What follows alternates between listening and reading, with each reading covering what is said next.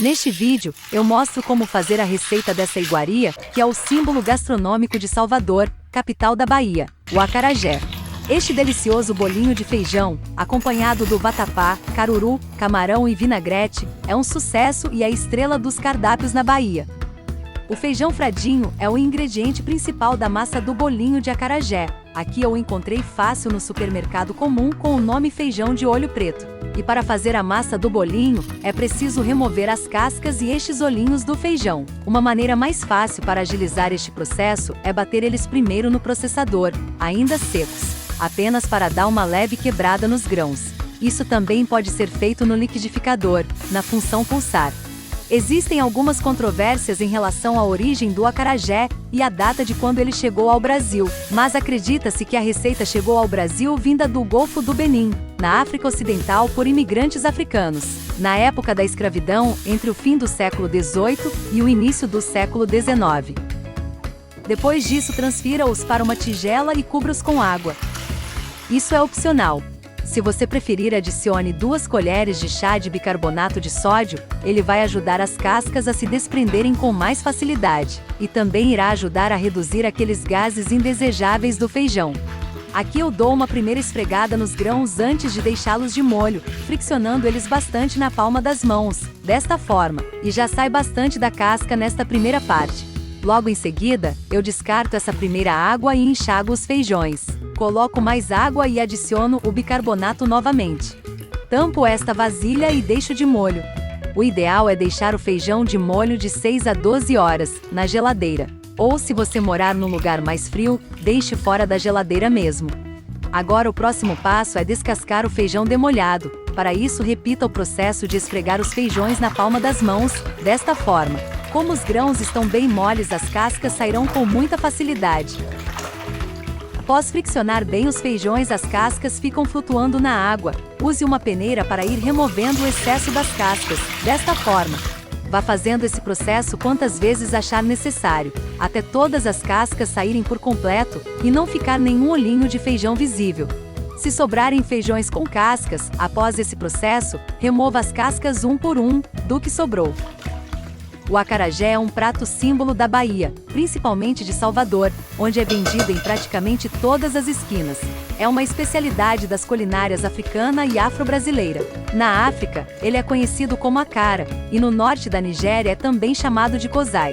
No Brasil, ele é servido com vatapá, pimenta, salada vinagrete, camarão e caruru. Mas na África, é servido puro ou com apenas pimenta. Se quiser pular esta etapa, você também pode comprar o feijão fradinho já quebrado e sem cascas, dependendo da região que você mora. Na Bahia há muitas opções, desde quebrado até a farinha de feijão, porém o resultado não é o mesmo. O acarajé feito do jeito mais tradicional é mais gostoso, leve e crocante. No sul e sudeste do Brasil também é possível encontrar o feijão descascado, em casas especializadas em produtos nordestinos. Agora, fora do Brasil já é mais difícil. Se você quer comer acarajé, tem que fazer este processo mesmo. A não ser que você conheça outra opção. Se for o caso, comenta aqui nos comentários pra gente saber. Pronto! No final, os feijões têm que ficar assim, sem nenhum pontinho preto. Esta quantidade é o resultado de 900 gramas do feijão seco, depois de demolhado e descascado. Essa quantidade rende em média de 20 a 30 bolinhos, e normalmente eu divido para fazer 3 vezes. Eu faço 1/3 dessa quantidade e coloco o restante no freezer, em saquinhos plásticos.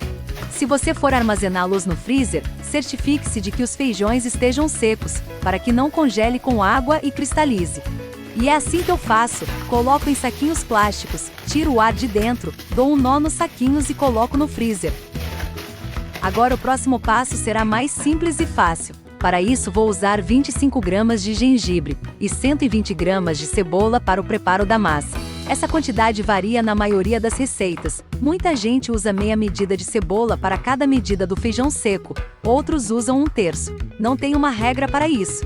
Eu corto em pedaços menores, para facilitar o próximo passo, que pode ser feito de 2 maneiras, no liquidificador ou no processador. E como o gengibre é mais fibroso, eu prefiro fazer no liquidificador, pois ele se desmancha mais rápido e por completo. Este é um exemplo da cebola e o gengibre, batidos no liquidificador, fica com esta consistência. Mas neste próximo passo eu não usei esta pasta assim, eu já fiz direto no processador mesmo, coloquei tudo junto com os feijões. Mas normalmente eu faço a pasta da cebola separada, e vou adicionando ela aos poucos ao feijão, nesta etapa. Você também pode bater no liquidificador, mas o bolinho ficará mais liso, se você preferir assim. Já no processador ele fica cremoso e com os gruminhos, que dão uma crocância a mais.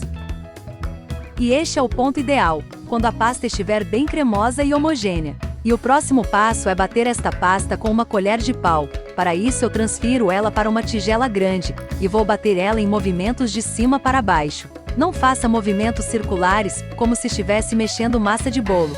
Esses movimentos de cima para baixo é que vão ajudar a massa a pegar ar e dobrar de tamanho. Agora você pode adicionar sal a gosto na massa. Veja como ela fica aerada, dá para ver as bolinhas de ar. Isso é importante, porque quando você colocar os bolinhos para fritar no azeite de dendê, eles devem boiar e não podem afundar. E o que vai fazer eles boiarem é o quão aerada a massa estiver. Massa pronta. Agora é a hora de fritar os bolinhos. Para isso eu vou usar este azeite de dendê. Não é fácil achar ele no supermercado comum. Este aqui eu comprei em um mercado de produtos asiáticos, mas na internet tem muitas opções também. Ele estava meio sólido, pois este dia estava bem frio aqui. Quando o dendê estiver quente, espete uma cebola com o garfo, coloque ela dentro do óleo e a mantenha durante todo o processo. Isso serve para controlar a temperatura do óleo e evitar que ele queime. Agora eu uso essa colher de pau para modelar os acarajés, e não tem segredo. É só pegar a quantidade desejada da massa, de acordo com o tamanho que você quiser, e colocar no óleo. Depois não mexa na panela, só quando for virar o acarajé. E não coloque muitos bolinhos de uma vez para fritar, pois pode baixar a temperatura do óleo, resultando num acarajé encharcado de óleo e mal frito. Na primeira vez pode ser difícil acertar o tempo certo de fritura para que ele fique perfeito. Um erro comum é deixá-los crus por dentro e queimados por fora.